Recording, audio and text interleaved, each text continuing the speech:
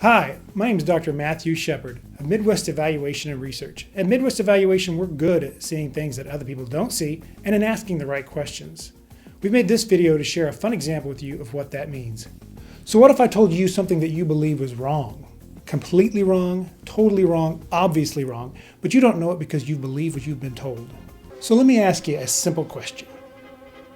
Who's the villain in The Wizard of Oz? I'll bet your answer is different from my answer. We only see what we expect to see, what we want to see, what we've been told to see. Sometimes in life we miss the obvious. But in this case, the obvious is that the real villain, and perhaps one of the most evil fictional villains of all time, is really Glinda, the Witch of the North. So you don't believe it. Well, let's pick up the story with the tragic accidental death of the wicked Witch of the East. So who's the first to arrive on the scene after this tragic accident but Glinda, who promptly declares that the deceased was evil and interrogates Dorothy. Are you a good witch or a bad witch? Only bad witches are ugly. Lie number one, only bad witches are ugly. If this were in fact true, then Glinda should be able to tell from a casual glance that Dorothy, who does not appear to be ugly, must in fact be good. But Glinda tells us that beautiful people are good and ugly people are bad. I don't know how it was at your high school, but it didn't work like that when I was there. So now arrives the Wicked Witch of the West, who is clearly distraught that her sister is dead, and is understandably angry about what has happened. She wants to know who's responsible for this. Leave it to Glinda to subtly point out, yeah, that would be her over there. Thanks a lot, Glinda. Couldn't we just said no one is in the house when it fell out of the sky? So after notifying the Witch of the West that Dorothy murdered her sister, Glinda points out that she had some powerful magic shoes and maybe she should get them. Not. She magically snatches them off the dead body and puts them on Dorothy. Oh, and by the way, you can't take them off until you're dead. Thanks a lot, Glinda. What are you trying to do, get me killed? Yeah, she is. Now, there was no reason to put those shoes on Dorothy except to create conflict. Normally in such situations, who should possessions go to? I don't know. Next of kin, like the Witch of the West, who has now had her sister killed and been robbed in the last 10 minutes? How do you top that? Oh, maybe by saying subtly, hey, you better get out of here before somebody drops a house on you. Nice.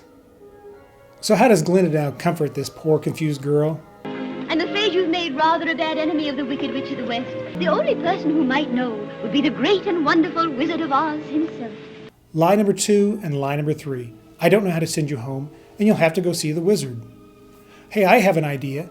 Now that the Witch of the West wants to kill you, why don't you leave the apparently only place in Oz where her powers don't work?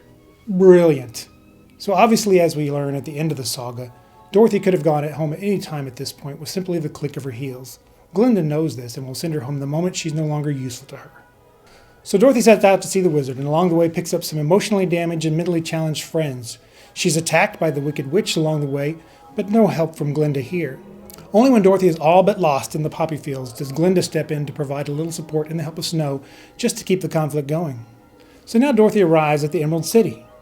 We know that the wizard has no real magical powers. So how is it that he knows that Dorothy is coming? How does he have a plan for dealing with her? Obviously, Glinda flew straight over and has shared her evil plan to get Dorothy to kill the Witch of the West. Oh, and by the way, did you see all the men in Emerald City who look like the wizard?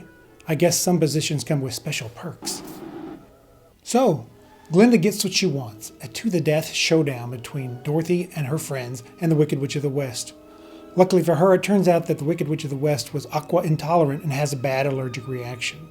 Anyway, now that all the evil witches are dead, and Dorothy has learned her lesson about running away and wants to go home, does Glinda show up now to tell her how to use the magic shoes? No, I guess she was busy getting her hair done, or maybe enslaving some subhuman populations in the eastern or western branches of her kingdom. No, she leaves that to the wizard, who by now has been exposed as a fraud, and probably is himself afraid of Dorothy and her cadre of killers. So at this point, he volunteers to take Dorothy home himself. Mighty nice of you, Professor. So as soon as the wizard is too high to jump out of his balloon, and before anyone can think of saying, "Hail Dorothy, Queen of the Emerald City," suddenly Glinda appears and shows Dorothy how to use her magic shoes to get home. Like you couldn't have told me this 4 days ago?